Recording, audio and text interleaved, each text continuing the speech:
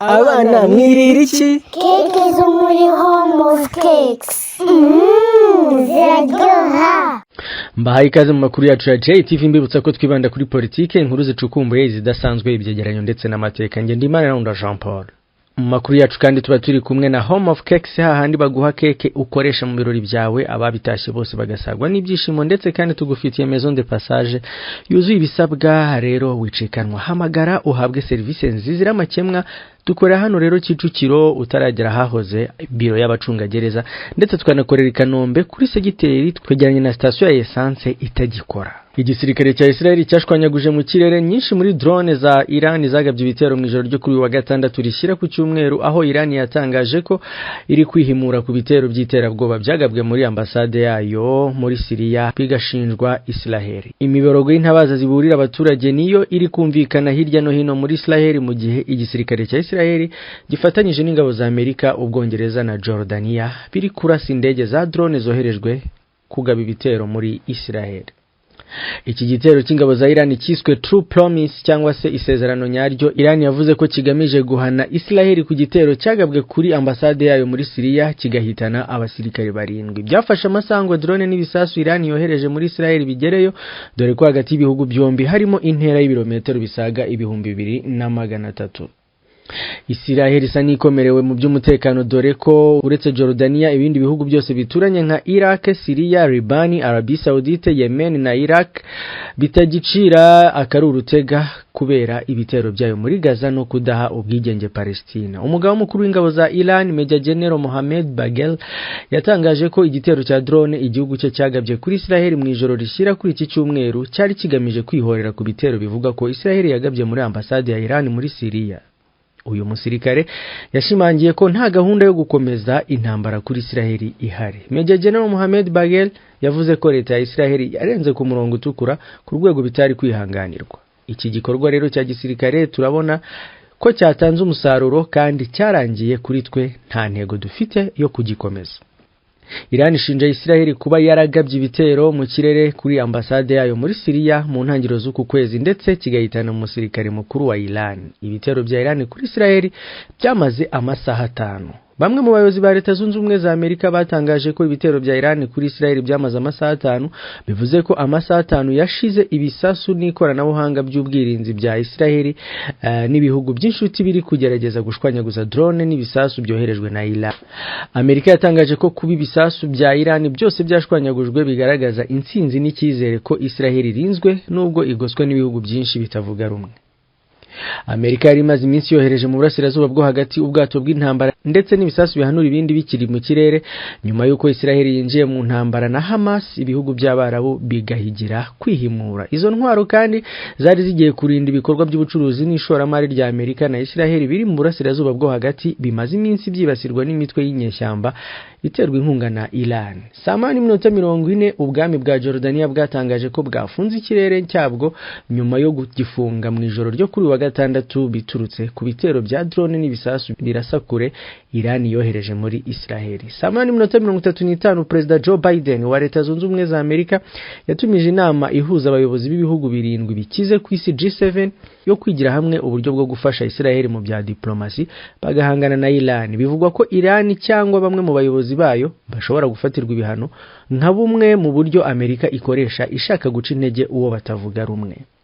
Iran yohereje drone zisaga 300 muri Islael. Saa 8:30 umuvugizi w'igisirikare cya Islael Daniel Hagal yatangaje ko Iran yohereje indege zitagira abapilote zisaga 300 kugera kuri 500 muri Islael, gusa ashimangira ko nibura ku kigero cya 99% zahanuwe. Mu byoherejwe kandi harimo n'ibisasu biraswa kure, harimo n'ibyaguye ku butaka bwa Islael byangiza ikigo cya gisirikare cy'ingabo zirwanira mu kirere.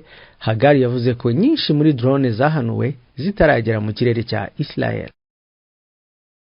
Ahangaho umuntu yakwibaza ngo intandaro y'urwango hagati ya Islael na Iran ituruka he? Tariki ya 2 Mata nibwo ambasade ya Iran muri Syria yagabweho igitero cyahitanye abasirikare bakuru 7 bo mu mutwe wa Aba Kalduz. Igitero cyahitanye abantu 11 barimo abanya Iran 8, abanya Syria 2 n'umunyaribani 1.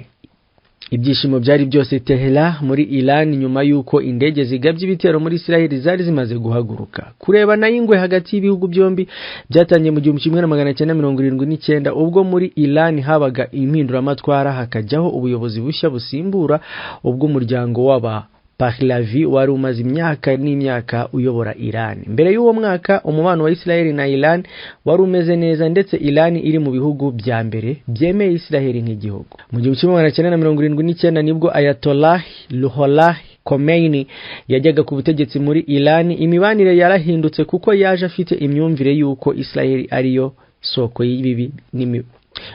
y'ibibi byose mu burasirazuba bwo hagati. N'ikimenyimenyi Iran ivuga ko Amerika ari sekibi mukuru mu gihe Israel ifatwa nka sekibi muto. Imyaka isaga 40 irashize ibihugu byombi birebana y'ingwe ndetse Iran yagiye ishinga indi mitwe mu bihugu byegeranye na Israel igamije kwizengereza nka Hezbollah muri Liban, Houthis muri Yemen ndetse na Hamas muri Gaza n'indi.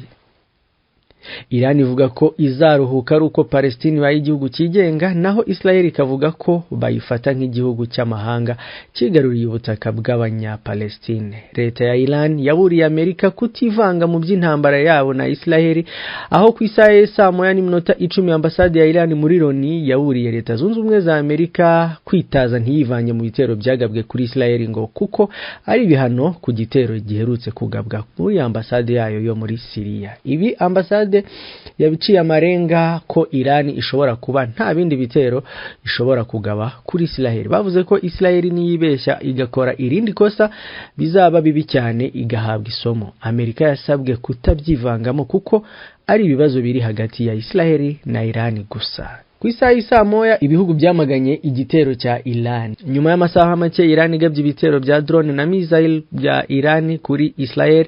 Abayobozi batandukanye ku isi bamaganye icyo gitero bigaragaza ko kidakwiye kabone nubwo ibyo bihugu bisanzwe bidacana uwaka. Minisitiri w'intebe wa Israel Benjamin Netanyahu yavuze ko biteguye kurwana n'uwari we wese uzabarwanya. Ati ni hame kuri twe tuzarwanya uzaturwanya, tuzitabara igihe cyose tugabweho igitero kandi tubikora n'imbaraga nyinshi n'umuhate. Umunyamabanga mukuru wa Loni Antonio Guterres yasabye ibihugu byombi kwirinda ikintu cyose cyatuma bigana mu ntambara, ahubwo bigashaka uko amakimbirane bifite akemurwa mu biganiro.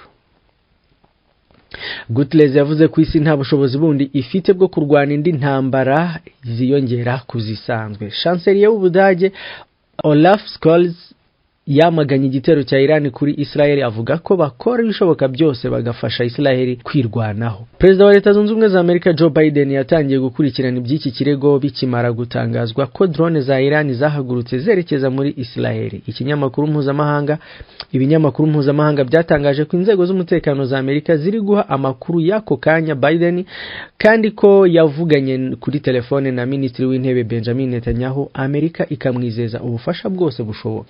Minisiteri y'Ububanyi n'Amahanga y'Ubushinwa yasabye ko ibihugu byombi bihagarika imirwano kuko ayo makimbirane ashobora kwadukira akarere ko mu burasirazuba bwo hagati kose. Ubushinwa bwatangaje ko byose intandaro yabyo ari imirwano imaze iminsi muri Gaza, busaba ko hashyirwa mu ngiro umwanzuro wa Loni wemeza ko Palestine ari igihugu kigenga kugira ngo imvururu muri ako gace zihagarare. 12:40 ibihugu byinshi byo mu burasirazuba bwo hagati nka Jordania, Iraq, Liban, Israel byafunze ikirere cyabyo mu kwirinda ko cyaba ari inzira y'ibitero by'aba banya-Iran cyangwa Israel iramutse yihimuye. Bivuze ko nta ndege za gisirikare cyangwa se izindi zose zahanyura. Uko gufunga ikirere kandi byatumye zimwe muri sosiyete zitwara abagenzi mu ndege nka United Airlines ihagarika ingendo 3 yari ifite muri iki cyumweru zerekeza mu burasirazuba bwo hagati. Amerika yashwanyaguje ibisasu bisaga 70 bya Iran.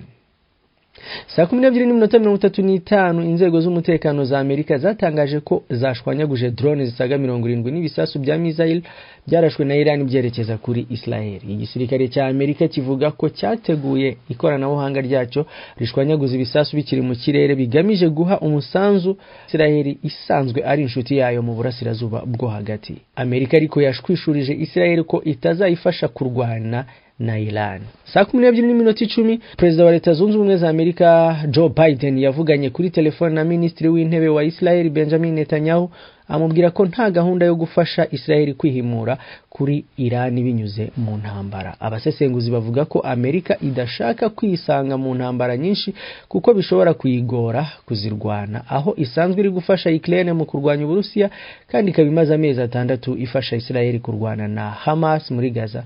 Israel kandi imaze igihe irwana na Houthis bo muri Yemen ndetse n'umutwe wa Hezbollah wo muri Liban.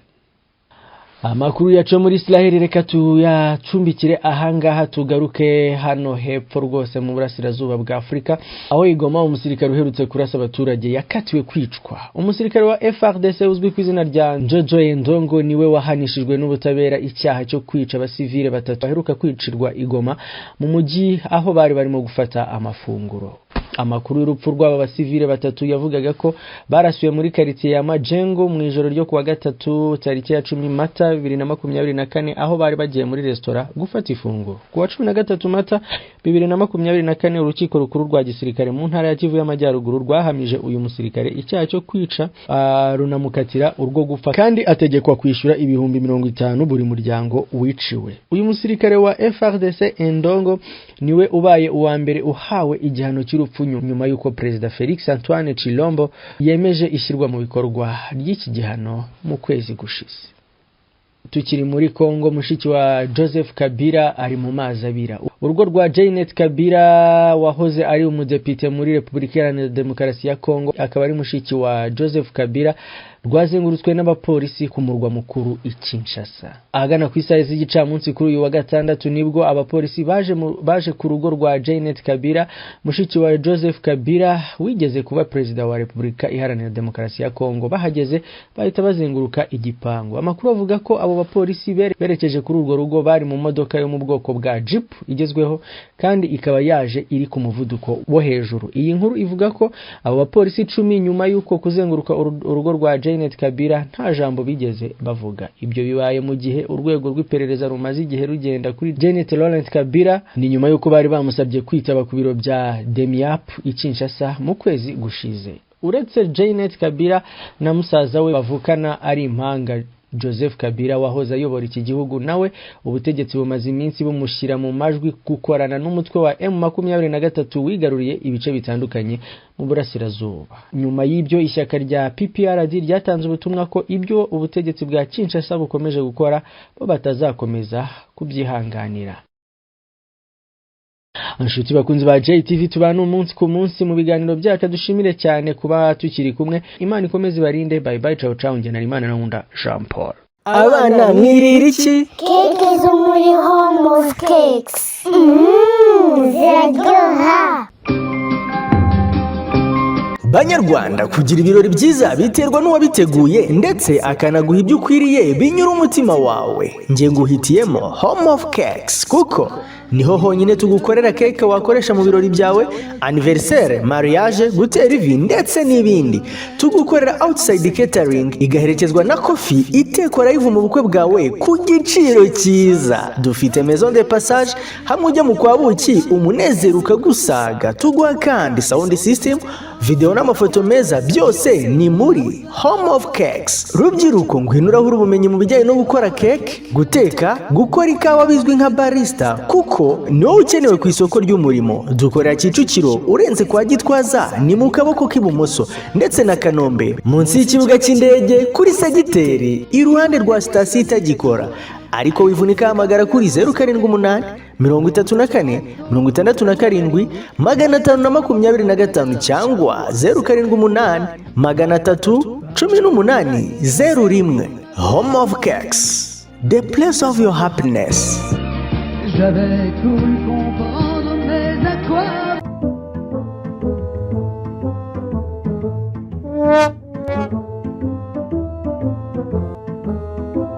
Betutu, kama manja. Ndakubaza amatara arimo hano arihe? Amata.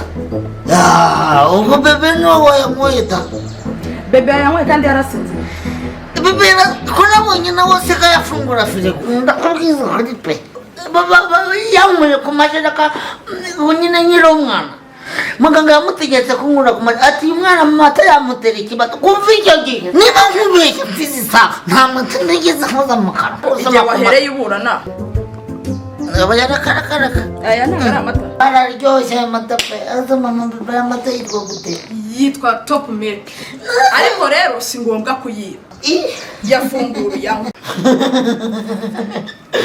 Anyway. Top milk ni amata y'inka yuje ubuziranenge akaba abereye abakuru n'abatoya aboneka muri supermarket no muri butike zose mu gihugu. Ibyishimo byawe biterwa n'aho wasohokeye, umutuzo wawe ugaturuka mu mbamutima kubera kuruhuka neza. Nge nguhitiyemo Ntende Hotel kuko niyo igufasha gutuza utekanye kubera ko ariho uruhukira ukamera nk'uri muri paradizo. Ntende Hotel tugufitiye ibyumba byiza bifite igikoni cyihariye, uruganiriro uba umeze nk'uwibereye iwawe, resitora yacu nigaruka wiyongeze. Ngwino ubona ibanga ryacu rihuruza amahanga, inkoko ifi irobwa ako kanya, igiti, coffee shop, ibyumba by'inama, aho gukorera ubukwe tunagukorera kandi outside catering.